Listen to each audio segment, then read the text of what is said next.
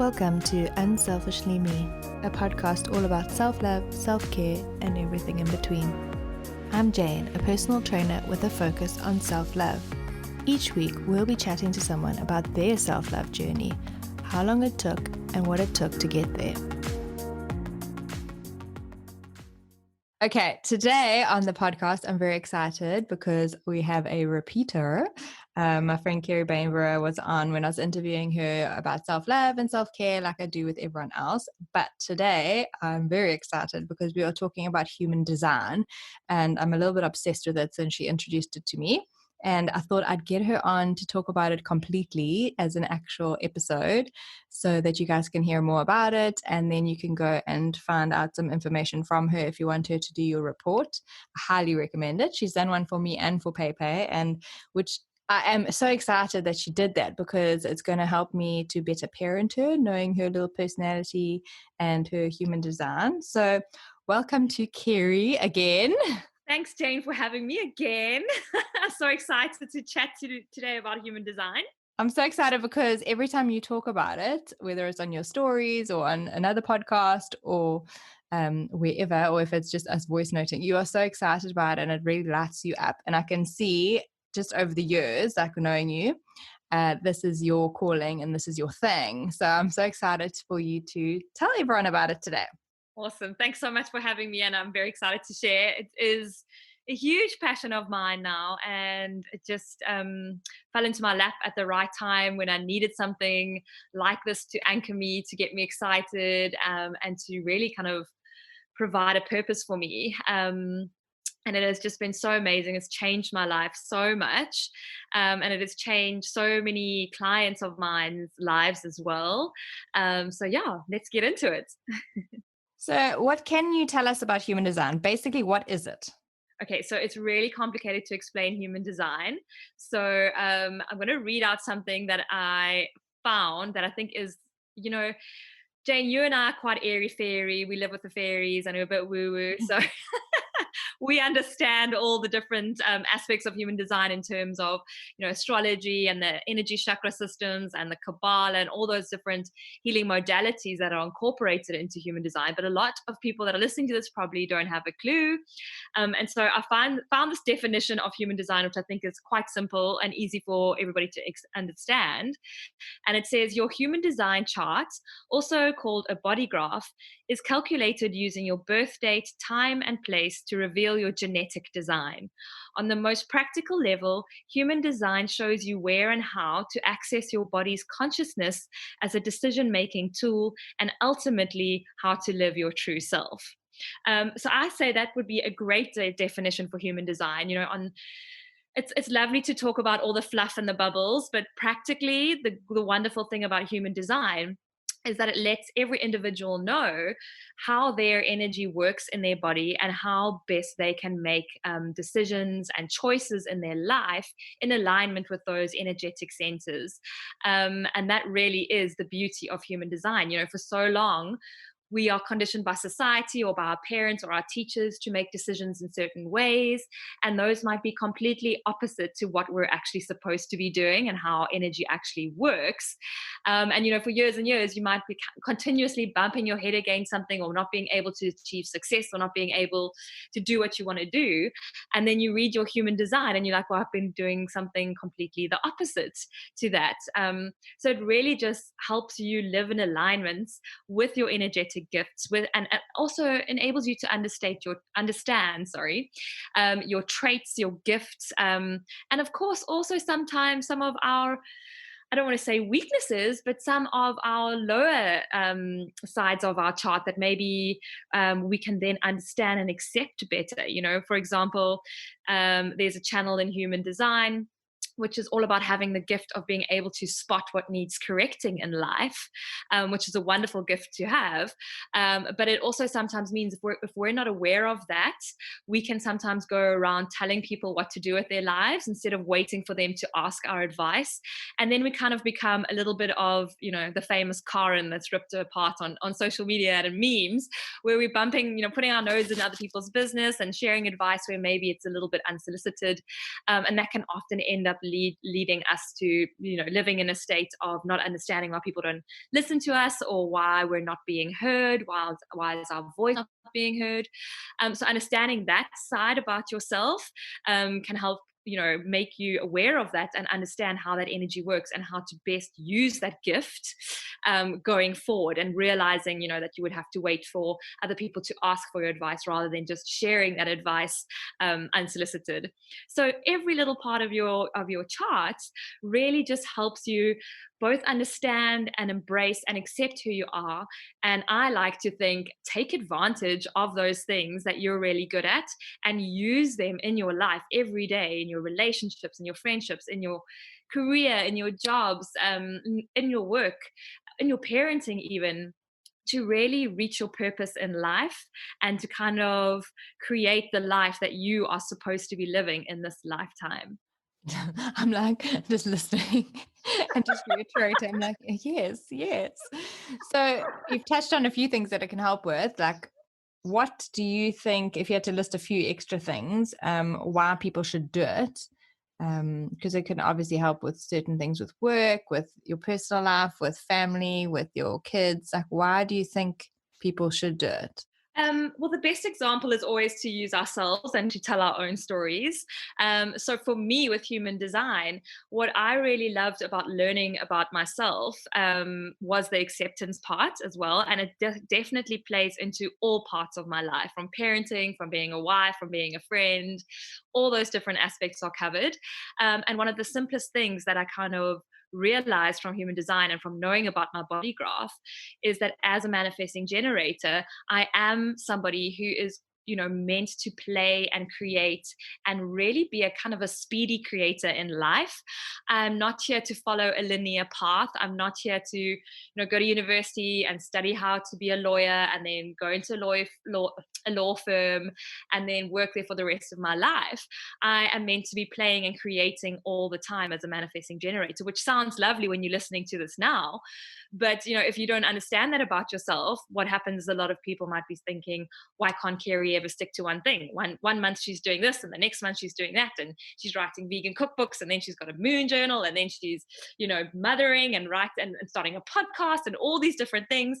And it might appear to other people, that I might be a little scatty-brained, or I can't commit to one thing, or that I quit things too quickly. But when I found out about human design and my manifesting generator energy type, I realized that's what I'm meant to do. I'm supposed to follow my passions. And when I'm in that creative process, I'm supposed to tap into that energy and create things really quickly. Like, that's what manifesting generators do. They do things quickly. They had to bring things into the physical plane really, really fast, get that thing out there, get that project out there. And then as soon as they've done that, or they're no longer passionate about that, they're supposed to move on to the next thing with ease and grace. Not necessarily like I was, kind of for months and months going, oh, how am I going to continue doing this? I'm going to look like a flake.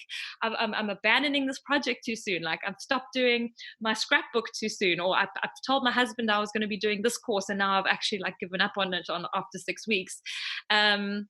And it just means that that's okay. Like, I could understand that about myself, that some projects are going to be amazing and going to be fun, and I'm going to bring them out into being, into the world for everybody else to kind of share and recognize, and to help people as well, of course. And other projects I'm going to love, and then I'm going to abandon them, and that's okay. Like, to not be too hung up on that, and not to worry too much about society, kind of seeing me as being a flake, or giving up on things too quickly, or being a bit scatterbrained, or having fingers in all the pies and never really committing to one kind of thing.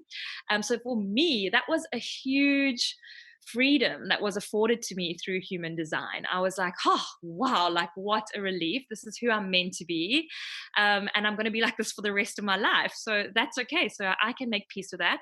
I know I am going to be successful in some of those projects.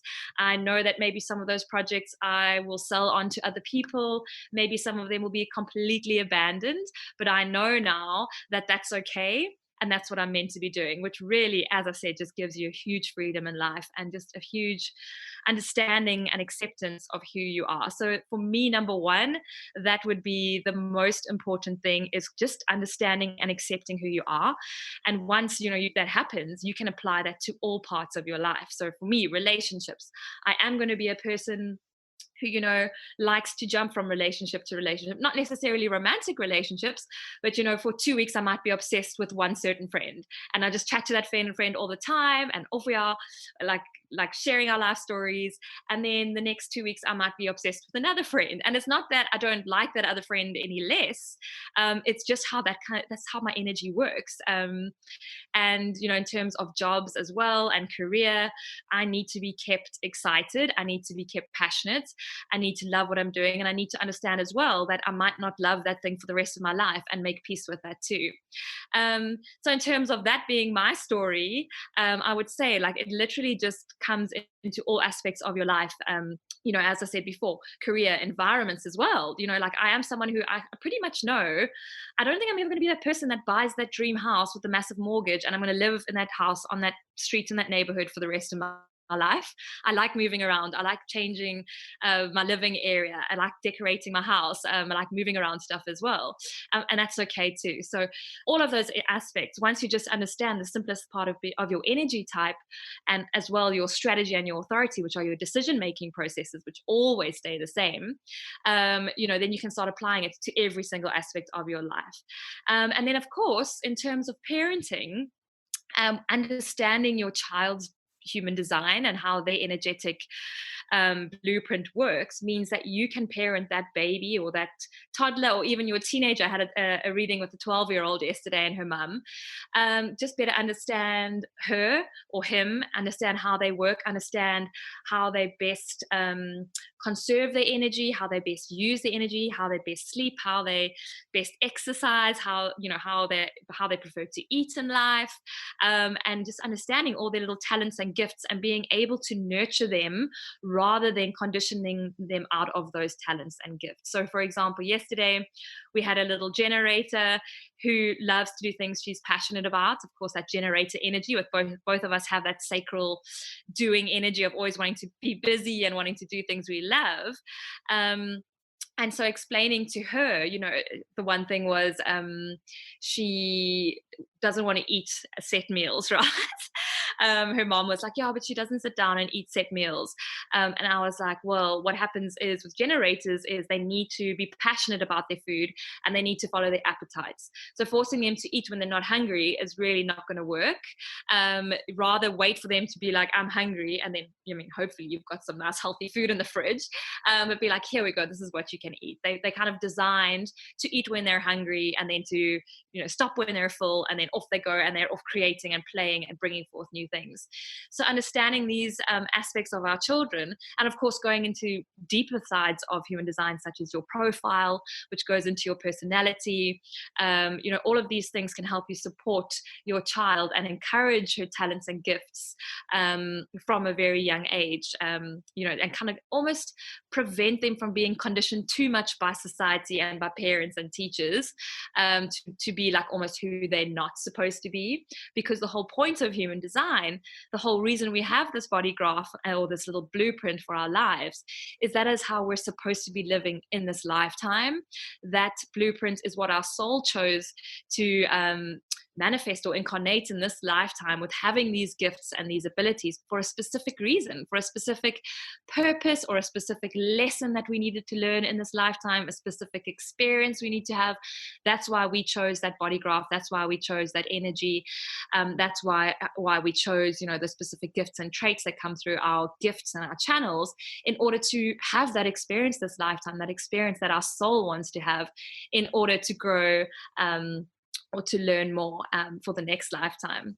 So yeah, I think there's a number of different reasons why I think human design is so important for people to do. And it's from like the dreamy, this is what your soul came to experience in this lifetime, to the very practical of like, this is how your body likes to sleep.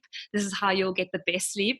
This is how you need to make decisions, the practical things that you can use every single day. So it's kind of all covered in human design. And that's why I just think it's such a lovely modality and such a lovely system to kind of help you become so self-aware of yourself. Speaking of sleep, so I'm a manifesting generator, just like Keri, and it resonates so much when you say how you think that everyone else is going to think you flaking and you're moving on to the next thing, because I've always been the same as well. I think only the last few years have the products and the what should I say, the things that I've created have kind of like meshed together. So it's all in like the same kind of wellness, self-awareness, self-development field kind of thing. So they kind of all tie together. But I mean, at one stage I had like an online shop with jewelry and accessories, and yeah, so I think you find that wasn't really. you found your niche, Jane. I think for manifesting Yes. generators, it's quite important to almost find your biggest passion and your biggest niche if you are worried about being too flaky, and then playing with all your projects and experiments underneath that niche. And I think you've kind of, and maybe both of us have found that niche of wellness and wanting to help other people with their lives. And like under this umbrella, we can now play with all the different projects that we want to bring forth. Yeah, I think that we've both, because obviously we've known each other for a few years, that we've both kind of found who we are and who we speak to as well, like client Yes, wise. yeah, exactly. So sleep wise, I was just chatting to a friend who'd had done hers for herself and for her baby, and she said that her baby is, what is she, a manifester, I think, yeah, and she needs to sleep in her own space. So since she's moved her into her own room, she's sleeping so much better. Hmm. So I want to know about me. I don't know if you've got my stuff there, if you know offhand. So I am a manifesting generator, and then Pepe is a generator. So do you know if generators should be in their own space or near their mum, or if I need my own space? I'm more worried about her, I suppose. My sleep doesn't count right now. It's more important about hers and what she wants. But do you know that offhand, or I can ask you afterwards? No, I know it off the hand. Okay, so you and Pepe are both essentially generators. You are both sacral beings. Okay, so you have that red square towards the bottom of your body graph. Your sacral center is colored in, or defined, or closed, as we call it in human design, which means you have consistent access to that sacral energy, which is all about being busy and doing and playing and creating. And, it's all about reproduction, really, and bringing new things forth. So that energy is very, very powerful. And it means that you don't have to worry about sleeping alone. You and Pepe are fine. You can sleep together in the same room. What I would worry about, for example, is that if Nick is a manifester or a reflector or a projector, and Nick is Jane's husband, if anybody's listening and doesn't know already, I just kind of assumed. Okay, so if he happened to be one of those three energy types, one of the non-sacral beings who actually have that sacral center open, which means it's almost like a little vortex that takes in that energy, then I would say that Nick would need to sleep away from you and Pepe. Obviously, as far as possible, not everybody has a spare room in their house. But yeah, it definitely is more beneficial for non-sacral beings. So for your projectors, your manifestors, and your reflectors to sleep in their own space, so they can completely empty themselves out of any of that sacral energy they've taken on from sacral beings in the day, from the manifestors and from the generators. So because manifesting generators and generators make up about 60% of the population, it's therefore quite understandable that non-sacral beings, our manifestors, our projectors, our reflectors, are going to be in contact with them throughout the day, whether it's online, whether it's in real life. They'll be taking on that sacral energy. So that's why for Riley, who's a little manifestor, your friend's child, needs to be by, is it herself or himself? Yourself. Herself. She needs to be by herself when she sleeps at night to sleep better, because she needs to empty herself out of that energy, of that sacral energy. So for you and Pepe, Jane, it's completely fine that you guys sleep in the same room next to each other. Your energy you won't be taking on her energy, and she won't be taking on your energy, at least through the sacral centers anyway. So you should be sleeping fine, as much as a new parent can. But yeah, if Pepe was a little manifestor or a projector or a reflector, I would say maybe she would do better sleeping in her own room or away from you, so she can really sleep well at night and have a good night's sleep. But for now, what you're doing is absolutely fine. And yeah, it doesn't really affect generators in terms of their sleep, about who they share their space with, because they're almost like, I don't want to say the dominant energy, but you're the energy that kind of keeps everybody else up and keeps them awake and keeps them wanting to do things. So it's absolutely fine for you to be with Pepe. I will say though that if you are battling with sleep as a generator or a manifesting generator, The best thing to do is to get physically active in the day for at least an hour.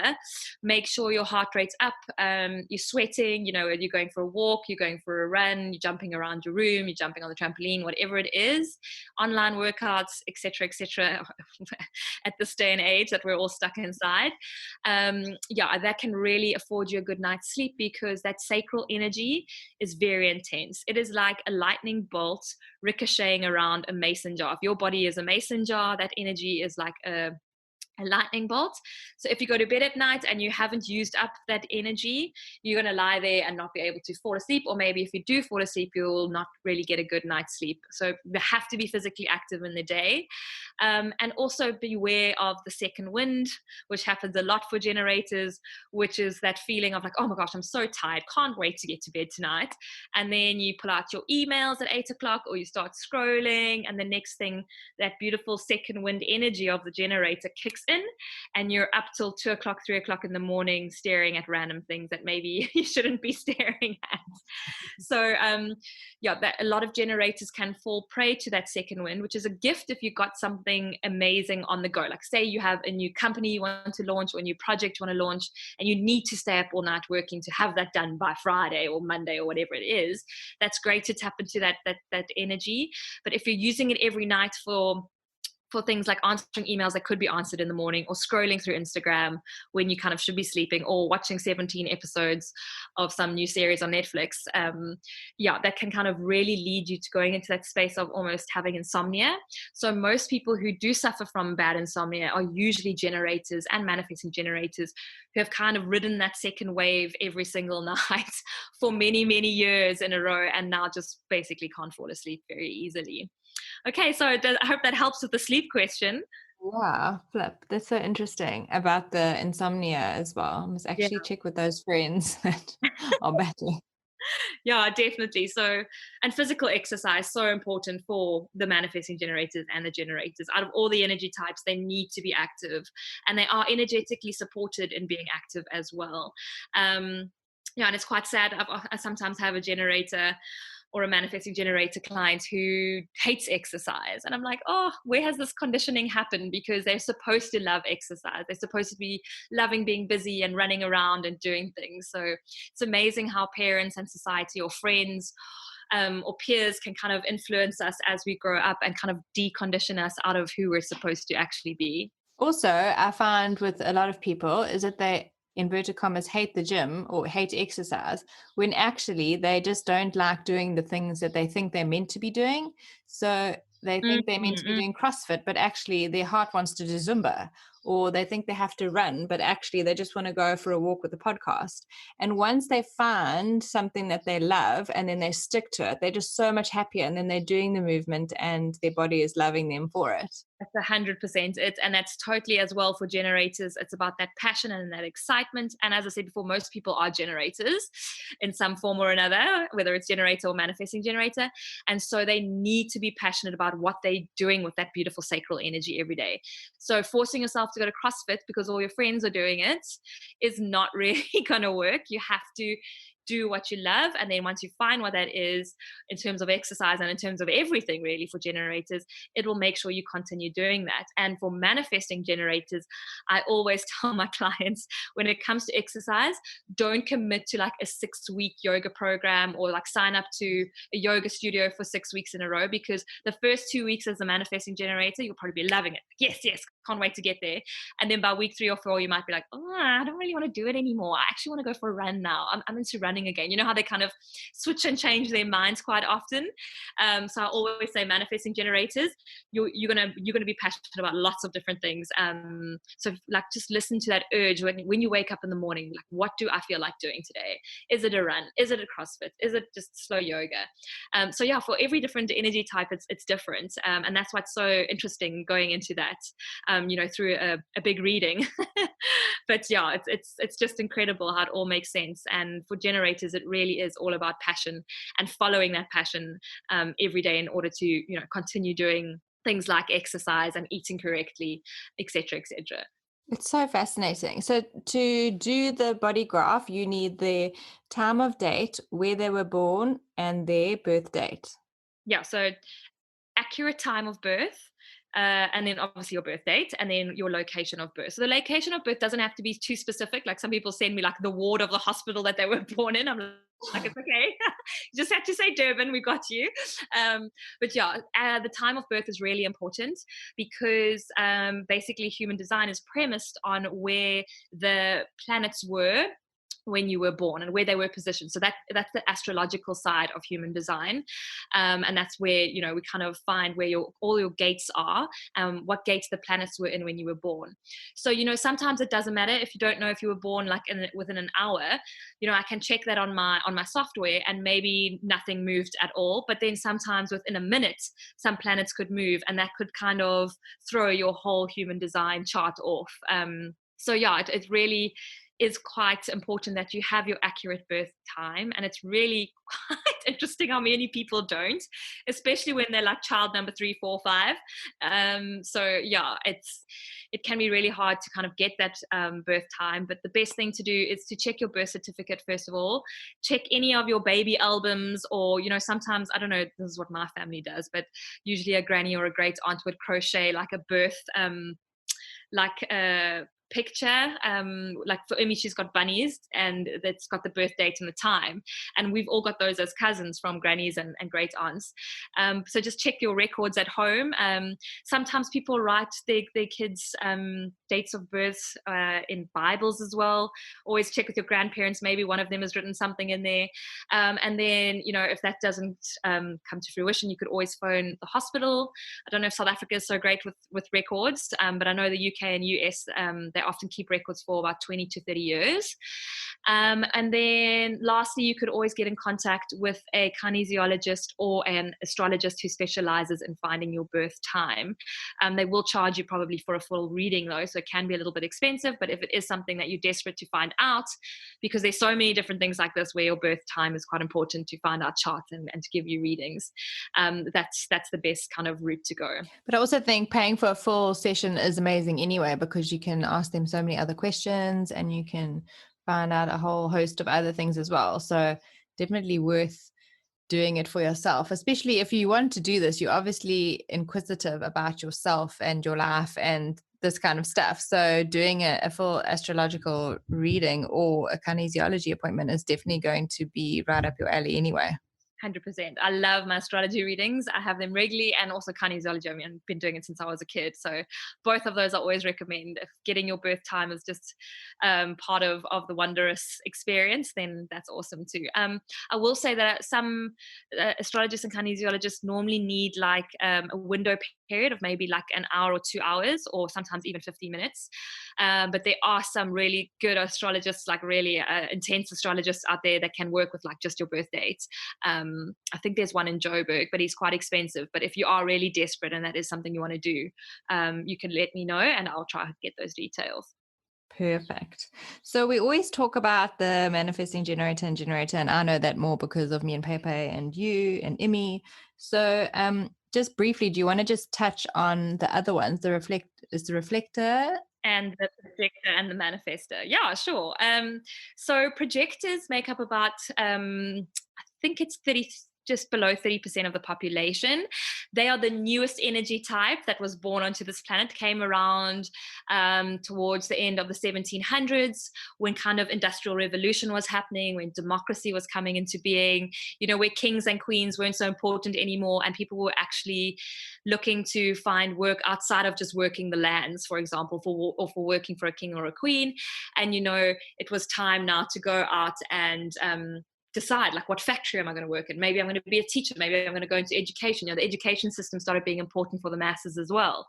So projectors really came about in order to guide the generators and the manifesting generators and the manifestors and projectors to kind of help them realize what they want to do. So projectors are really the guiders of the tribes. They're here to guide and to bring efficiency, and they usually are, they're usually born with a really deep wisdom and an inherent knowledge. They can just kind of look at people or look at certain situations and just know what needs to be fixed or improved in order to bring about efficiency. So they can sometimes be seen as, if as kids they might be like all up in other people's business, going like, you guys should be doing this, and it's because they can literally recognize people's talents, and they can recognize what needs to be changed in order for something to be good or to be better. They have that ability to see something the way that others can't, whether that's reading into people, devising systems, designing new ways of doing things, whatever their specific gift or ability is. They can kind of improve things. So what often ends up happening for projectors is they might get given the labels when they're young of being like a little bit nosy or pushy or bossy almost, because they kind of always know what people should be doing. And so the best thing for them to do in terms of their energy and in terms of their strategy for life is to wait for the invitation. So to wait for people to recognize their gifts, their ability, that specific gift that they have, in order to, that they can see what needs to happen for the tribe or for the people or for a system or for a company, whatever it is. People recognize your talent, and then they come to you and they're like, I recognize that you're really good at doing this. Please, can I employ you? Or please, I recognize that you're a wonderful person. Please, can I take you out for a date? Whatever it is, that is their strategy, to wait for the invitation. But they really are super gifted, beautiful, insightful, and efficient people as well. And then in terms of the manifestors make up 8% of the population, and they're here to rally energy, to gather people together, and to create momentum in a direction. So they really are the trailblazers who are here to create movements, whether they intentionally try to or not. Their energy is really quite impactful. When a manifestor walks into a room, whether they realize it or not, people can feel them. And the interesting thing about their energy is that it's almost like a selective energy. So some people will automatically love their energy, and other people will be kind of repelled from it, whether they're scared of it or intimidated. It almost is like some people will choose to rally behind you and some people won't when you're a manifestor. So a big part of being a manifestor is realizing that you don't need to people please everybody. The people that will follow you in your purpose in life to create your movement, and the people that won't, that's fine. Like, stop trying to always get everybody to understand you and support you. Rather, just take the people who are automatically there, who kind of gel with your energy, and then move forward with them. So manifestors, are really quite powerful beings.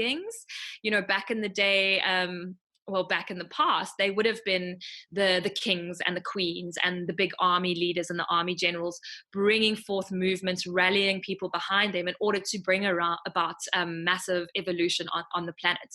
And the great gift for them now is that they're actually here to just play with the energy and see what they can do, and where they can rally people together and where they can make a big impact in the world. One of the best examples of a manifestor, which is maybe not the kindest example to give all other manifestors, it might be like, oh no, I'm not like that, is Donald Trump. Okay, Donald Trump is a manifestor, and you can see from his energy that some people just absolutely adore him and follow him and believe that he is completely doing the right thing, and other people are completely repelled by him. So he is a trailblazer, whether we like it or not. He is creating a movement here for whatever reason, whether that is to bring about further change, which I hope it is, for us all to realize that we should not be listening to people like Donald Trump. But he's here to make an impact. He's here by divine intervention from the universe to make us all sit up and listen and be like, whoa, what's going on here? Manifestors are here to create momentum and to trailblaze and to create these big movements. And their strategy is really just to inform others of what it is that they're doing, because they can be so powerful, and off they go, like following their urges, and they're gone off to create their project or their movement or whatever it is.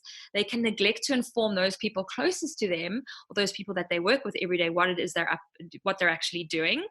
And those people can then get quite they might get disturbed or annoyed or whatever it is, and then they can create like roadblocks in the manifestor's path. So An example of this would be like a manifestor who's off overseas on a business trip, and she's going somewhere to go, I don't know, build an orphanage somewhere, and she doesn't message her husband for like 5 days because she's so into meeting all these people, and off she's going. And this is literally what manifestors do. They're sometimes really, really bad at communication, especially with their loved ones.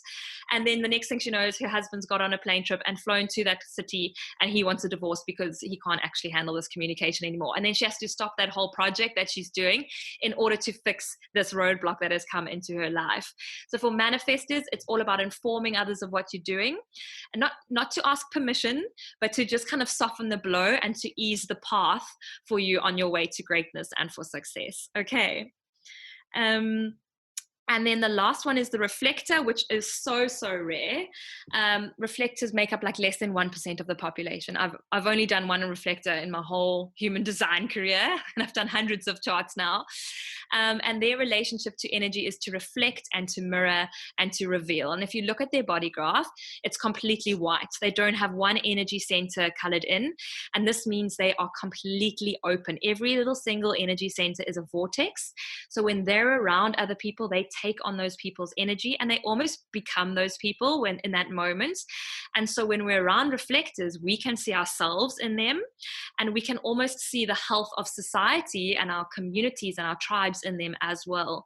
So they really are, they're the rare energy types, and they are the true mirrors for society, and they also have the greatest potential for wisdom out of all the types.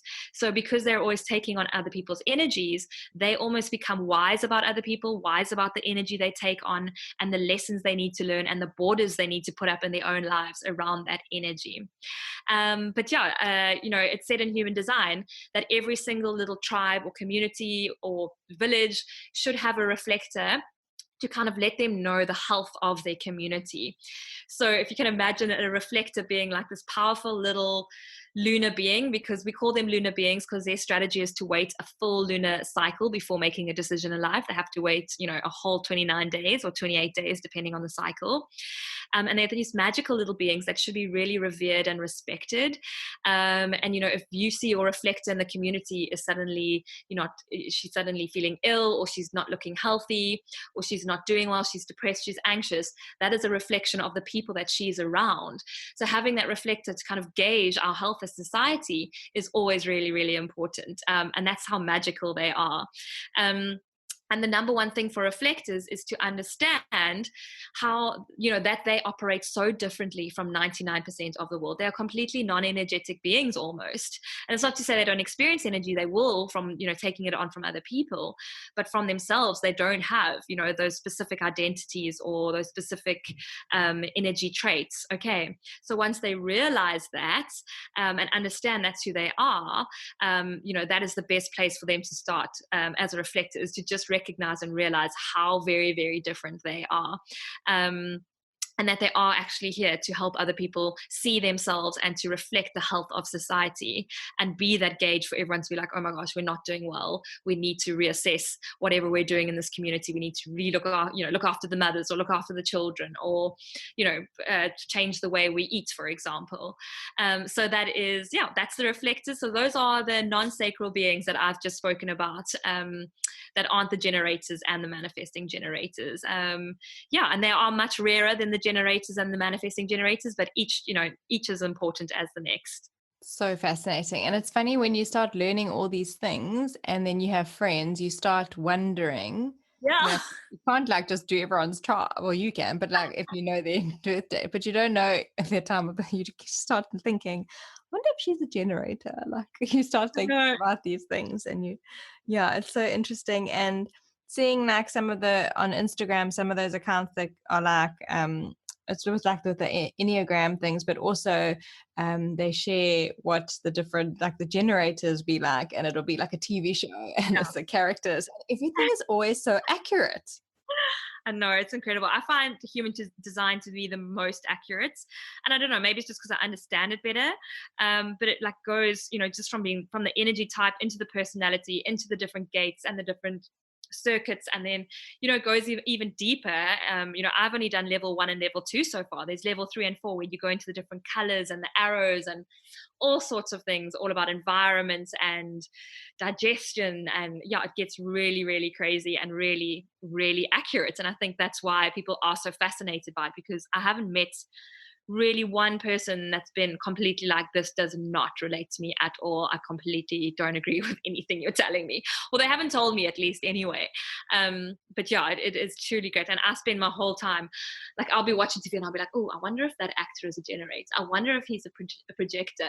And I'm usually quite right with my predictions if I can find their birthday. So it's really, really interesting. Yeah, I think that it is way more accurate for me personally than the Enneagram. Like, obviously, I know my type with that, but this for me has just resonated a lot more. And I think it just makes way more sense.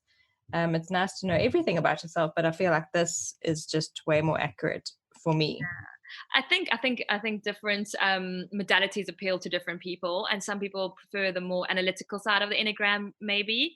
And then for you and I, who are maybe a little bit more into energy and past lives, and a little Yeah. bit more of the woo-woo, we really resonate with human design. But I mean, I'm actually wanting to get my Enneagram chart done now with a client of mine called Dylan, who actually, yeah, he did his human design with me, and then he's offered to also for me to do my Enneagram with him. So I'm really keen to get into that as well. And I think all of these things, whether we resonate with them or not, are really wonderful self-awareness tools that we can use just to, it's such a gift and a treat to be able to just spend an hour or 2 hours talking about yourself and your strengths and your abilities. And it's such a nice escape. And it also just really does help you, like, whatever advice you can get, it's all usually beneficial, and it will always usually make you embrace yourself and really help you reach the highest potential for your being.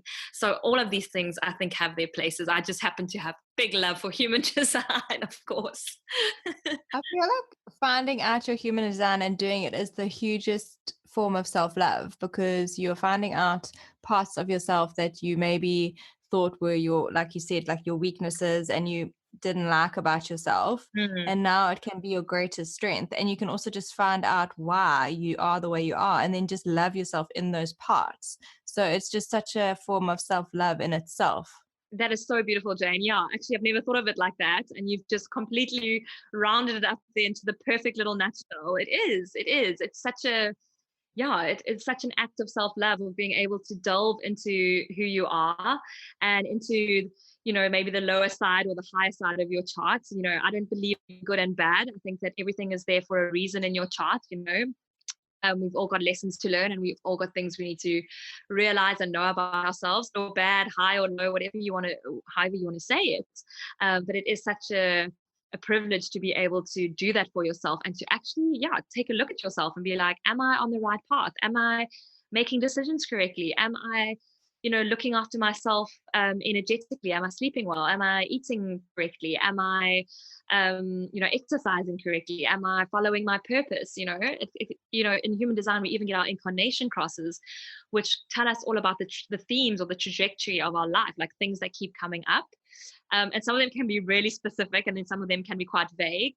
But even that is something that kind of like makes you think, like, am I on the right path? Like, or what should I be doing differently? Or yes, I am on the right path. And it almost gives you like a little bit of hope and direction as well. So yeah, it's really beautiful, and such a beautiful act of self-love. Well, thank you, my friend, for being on again and explaining it all. I could just listen to this all day. I kind of wish you were still in I could talk Durban. about it all day. I wish you was. I know. It would be so nice to sit 2 meters away from you and hear you talk about it every day. Yeah, exactly. We'll just give each other the little elbow jab, and then we can sit down and have some coffee 2 meters away from Oh each my other. gosh, it was so nice. I love learning all about this, and I think it's so important for people to understand themselves and just to learn a little bit more about themselves. So, how can they get in contact with you? So the best way to book a reading with me is to email me on hello@keribainborough.com. I'm sure Jane will spell out all the things. I have the Yeah. longest name ever, my poor child. So I'm sure she'll put that all in the show notes, but it's hello@keribainborough.com. And then also you can follow me on Instagram @KeriBainborough. And then I have a human design page on Facebook as well, which is just Keri Bainborough Human Design. But yeah, Instagram and email is probably the best place to get hold of me. That's where I hang out the most. Yeah, I'll link it all so that they can contact you, because you should contact her because it is amazing and I cannot recommend it enough. I actually was about to pull up my report yesterday and have a little read again, because it's like a lot. That's why it's so nice that you do the readings and you explain everything, because if you kind of just choose to go with reading the report, it can be a little bit like overwhelming. There's so much information. So it's so nice to hear you talk about it and explain it in your own way as well. Yeah, there's so much information, and that's why every reading, I've got 3 new packages out at the moment. So the report, the PDF only comes with the third package, just because the feedback I was getting back from people was, like you've just said, Jane, that report, just the PDF document, can be really confusing and it's so in detail. So that's why I only do readings now. The first package, we just cover the basics of human design, so like your energy type, your profile, and oh gosh, I can't remember what the rest were, the strategy, the authority. So that's your basics, and that's an hour-long reading. And then package 2 is, if you've had package 1 already and you want to delve deeper, we go into your gates and your arrows and your channels, and that's also an hour reading. And then package 3 is those 2 combined, so that's like the most expensive package. It's a 2-hour reading, and that one really goes in depth. But all of those readings are recorded, and I send those back so that you can re-listen to them. And then of course you do get the PDFs as well. The long PDF that you got, Jane, only comes with package 3. The other 2 will be smaller, considering what we covered in that reading. But yeah, it is all recorded, and it is really great to have that to go back to, because every time you re-look at your chart, as you say, Jane, something new will pop out, and something that you need to give attention to, or something new that you hear that you're like, oh wow, I needed to listen to that now, and that really makes sense now. So it's beautiful. It's like the gift that keeps on giving. It really is, because there's always something else that I want to look up. Yeah. Oh, thank you so much, my friend, for being on here and explaining that to people. Everyone always asks me when I'm talking about it, so now I can just send them straight here and be like, here you go listen to this, and then you will know. Exactly. Thank you so much for having me again, Jane. It's been such a pleasure to chat to you. Yeah, you're such a light. Oh, Thank you. I'll share all your information with everyone, and everyone else, I will see you guys next week. Thanks for listening to Unselfishly Me.